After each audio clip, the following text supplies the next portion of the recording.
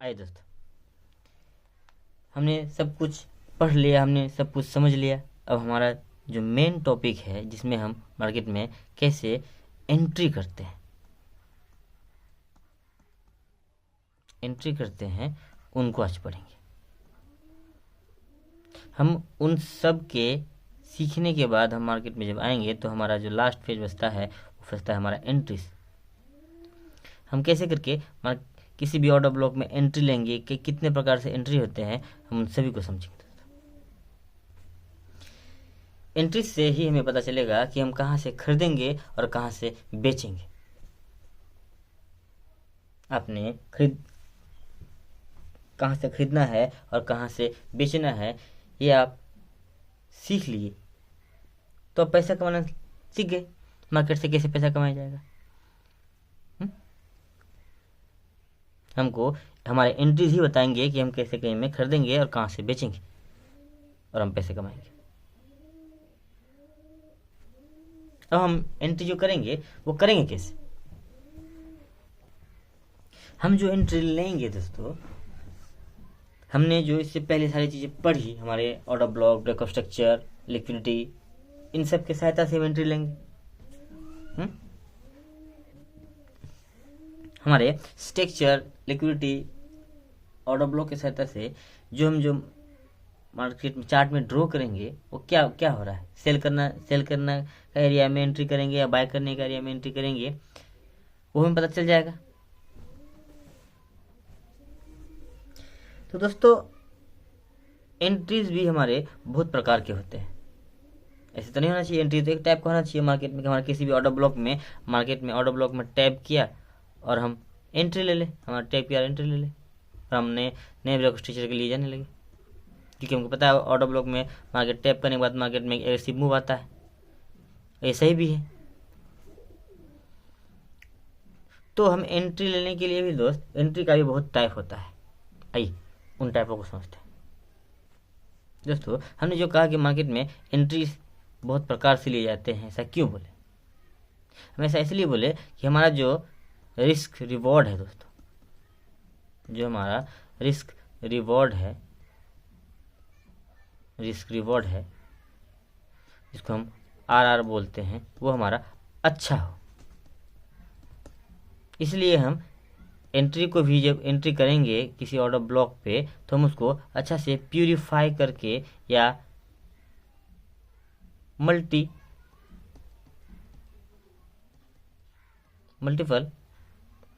Conformation को देख के हम एंट्री करेंगे दोस्तों। तो हमारे एंट्री करने का जो तरीका है दोस्तों, वो भी बहुत प्रकार के हैं। आइए उन प्रकारों को समझते हैं। जैसे कि दोस्त, अगर आपको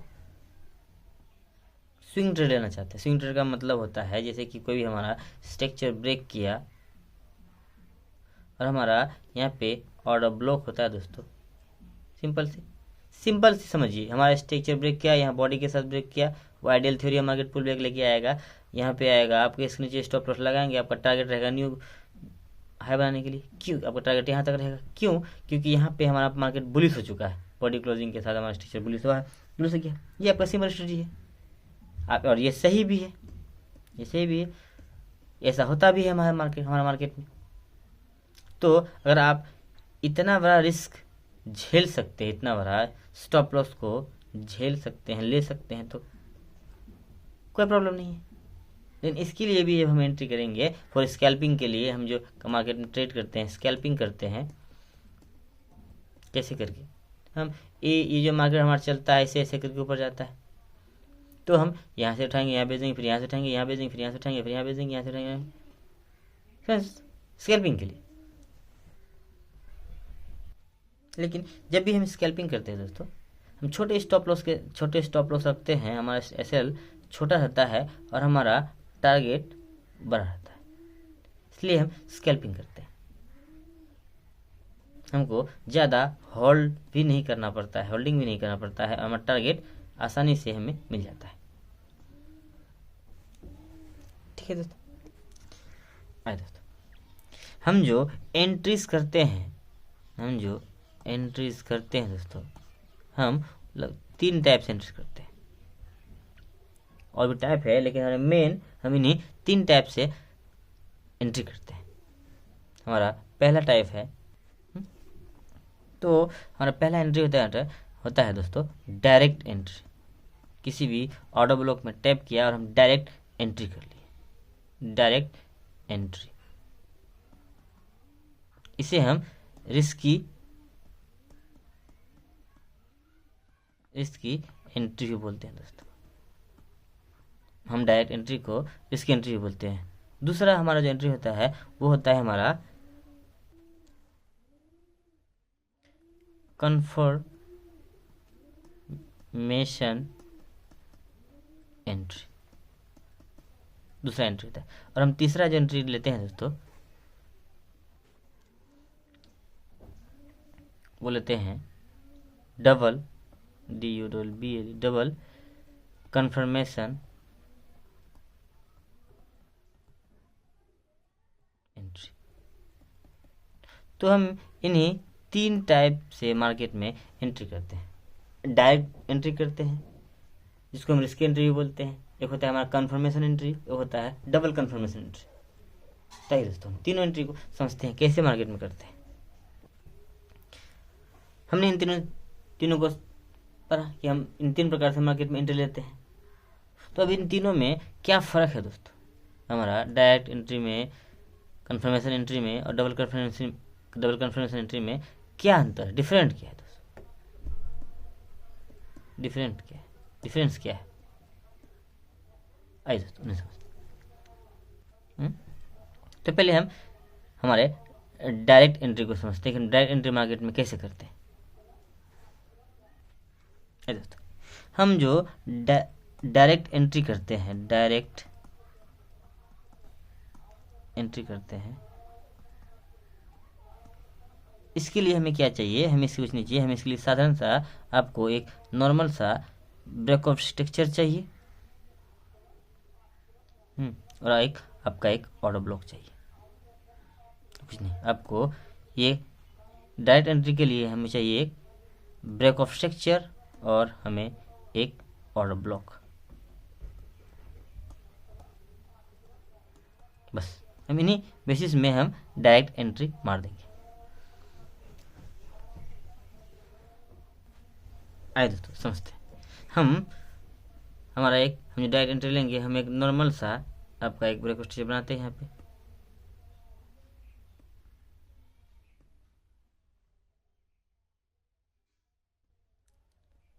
आपका यहाँ पे एक नॉर्मल सा ब्रेक ऑफ स्ट्रक्चर है दोस्तों।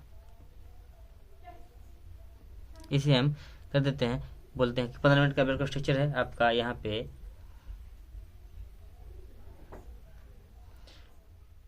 ऑर्डर ब्लॉक पड़ा है दोस्तों।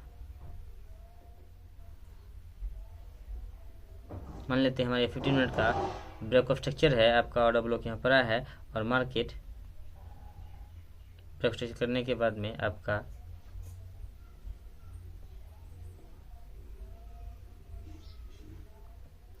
ऑर्डर ब्लॉक में जैसे ही टैब होगा दोस्तों, मार्केट चले जाएगा नया ब्रेक ऑफ स्ट्रक्चर करने के लिए। यही आपका डायरेक्ट एंट्री है दोस्तों। नया ब्रेक ऑफ स्ट्रक्चर करने के लिए आपका यही है आपका डायरेक्ट एंट्री। हमने पिछले क्लास में ये पढ़ा था दोस्तों, कैसे करके ब्रेक ऑफ स्ट्रक्चर बनाया जाता है, कैसे करके लिक्विडिटी को फाइंड किया जाता है, और लिक्विडिटी फाइंड करने के बाद कैसे हम ऑर्डर ब्लॉक को बनाएंगे और हम कैसे उन सारे लिक्विडिटी को हंड करने के लिए जाएंगे। हम ये जानते थे दोस्तों, ये हमारी लिक्विडिटी है, हमारा ऑर्डर टैप किया मार्केट, हमारा स्ट्रक्चर यहाँ पे बुलिश, यहाँ पे हमारा structure bullish break of structure हुआ है दोस्तों यहाँ पे। तो हमने पिछली क्लास में पढ़ा था कैसे करके कोई ब्रेक स्ट्रक्चर होता है, कैसे क्या होता है, ऐसे करके हम बनाते हैं। अब हम जब इसमें डायरेक्ट जब एंट्री लेते हैं दोस्तों, तो हम जो डायरेक्ट एंट्री उठाएंगे हमारे किसी भी ब्रेक ऑफ स्ट्रक्चर होने के बाद में मार्केट न्यू ब्रेक स्ट्रक्चर के लिए, तो हम ऐसे करके उठाएंगे। हमारा स्टॉप लॉस इसके नीचे रहेगा,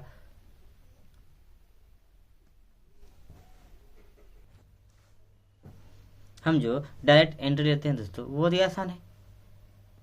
कुछ नहीं, हमारा एक ब्रेक किया, मार्केट लिक्विडिटी या जो भी हम उसके पढ़े हैं आगे, वो उसके साथ हमारा ऑर्डर ब्लॉक में टैप किया, हम डायरेक्ट एंट्री लिए, हमारा एक न्यू ब्रेक में चला गया। ये था हमारा डायरेक्ट एंट्री। दोस्तों हम ये समझ गए हैं, ये सीख लिए हैं कि कैसे हमारा एंट्री होगा, तो हम आगे क्यों पढ़ रहे हैं डबल अलग अलग एंट्री। हम क्यों पढ़ रहे हैं कि हम डायरेक्ट एंट्री नहीं कर सकते हैं, हम कंफर्मेशन एंट्री करेंगे, क्यों हम डबल कंफर्मेशन एंट्री। हम डायरेक्ट एंट्री करने के बाद भी हम काम कर सकते हैं दोस्तों, ऐसा नहीं है, लेकिन हम अलग अलग एंट्री इसीलिए पढ़ रहे हैं, हम डायरेक्ट एंट्री, कंफर्मेशन एंट्री या डबल कंफर्मेशन एंट्री, ताकि हमारा जो रिस्क रिवॉर्ड हो वो हमें अच्छा हो, ज़्यादा हो।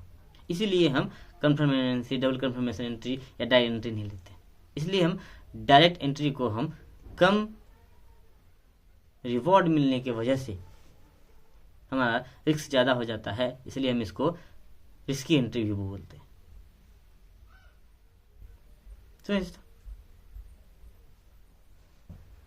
तो दोस्तों हम इसको रिस्की एंट्री इसलिए बोलते हैं क्योंकि अगर हम इसको देखते हैं कि कितना हमारा, यहाँ पे देखते हैं कि हमारा जो टारगेट होता है दोस्तों, नेक्स्ट हाई होता है, तो हमारा इसमें टारगेट अगर हम देखें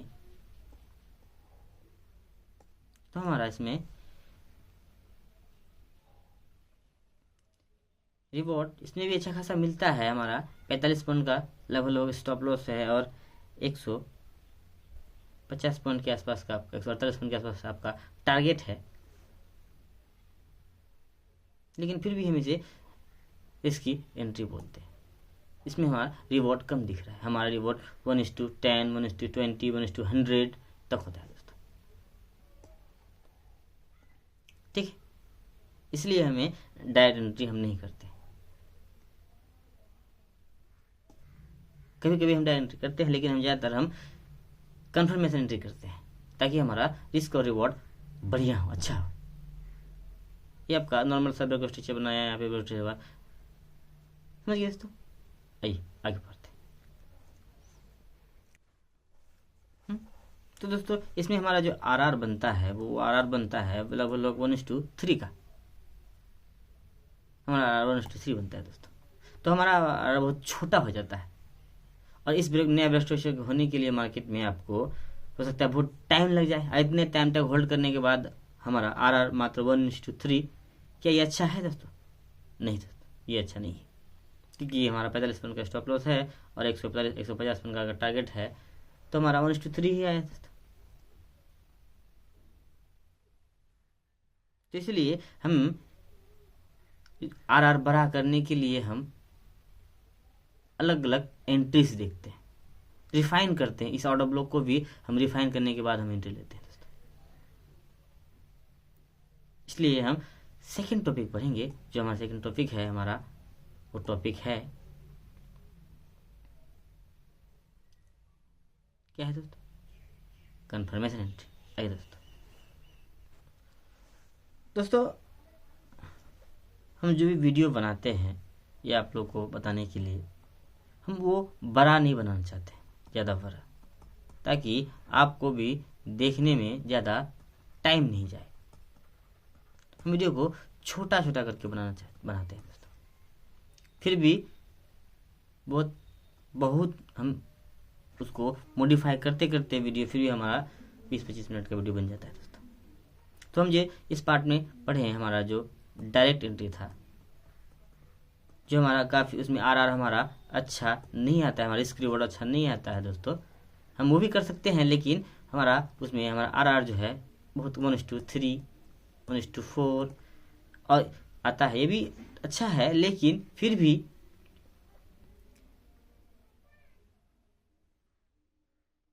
हमारा आरआर बहुत छोटा होता है। इसलिए हम छोटा इसलिए इसको बोलते हैं, क्योंकि हम इसमें बहुत लंबे समय तक होल्डिंग कर लेते हैं दोस्तों। होल्डिंग करेंगे तो मिलेगा, और इतने टाइम तक होल्डिंग करने के बाद हमारा मात्र रिवॉर्ड अगर इतना मिले तो क्या फ़ायदा उतना लंबा होल्डिंग करने का।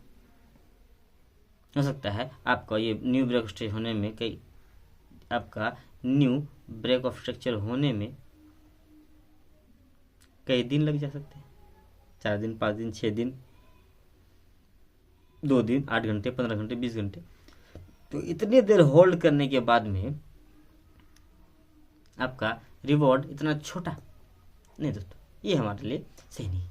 इसके लिए हम सेकेंड पढ़ेंगे जो हमारा, जिसमें हमारा आरआर बड़ा हो। जब सेकेंड टॉपिक पढ़ेंगे, टॉपिक होगा हमारा कन्फर्मेशन एंट्री, फॉर्मेशन एंट्री, जिसमें हमारा आरआर बड़ा हो, हमारा रिस्क छोटा और रिवॉर्ड बड़ा हो, हमारा स्टॉप लॉस छोटा हो और रिवॉर्ड हमारा बड़ा हो। इसलिए हम सेकंड टॉपिक पढ़ेंगे नेक्स्ट वीडियो में। थैंक यू दोस्तों।